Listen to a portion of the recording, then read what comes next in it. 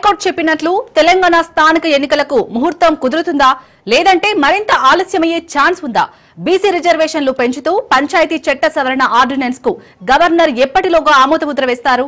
అసలు ఆమోదం ఇస్తారా లేదంటే న్యాయ సలహా పేరుతో ఆలస్యం చేసే అవకాశం ఉందా అనే సందేహాలు వస్తున్నాయి. సుప్రీంకోర్టు గత తీర్పులకు భిన్నంగా 50% రిజర్వేషన్ల సీలింగ్ దాటుతూ ఆర్డినెన్స్ తేవడమే గవర్నర్ ముందున్న న్యాయ సందేహం అనే టాక్ వస్తుంది. గతంలో పంచాయతీలో బీసీ రిజర్వేషన్ల బిల్లును గవర్నర్ రాష్ట్రపతి దగ్గర పంపించడంతో ప్రస్తుతం పెండింగ్ లో ఉంది. పార్లమెంట్ సమావేశాలు ప్రారంభం కానున్న నేపథ్యంలో తెలంగాణ ముఖ్యమంత్రి రేవంత్ రెడ్డి ప్రధానమంత్రి నరేంద్ర మోడీతో సమావేశం కానున్నట్లు ప్రచారం జరుగుతుంది. ఢిల్లీలో ఉన్న రేవంత్ రెడ్డి హైదరాబాద్ వచ్చే ముందు ప్రధానమంత్రి నరేంద్ర మోడీని కలిసే ఛాన్స్ ఉన్నట్లు హస్తినలో ప్రచారం జరుగుతుంది.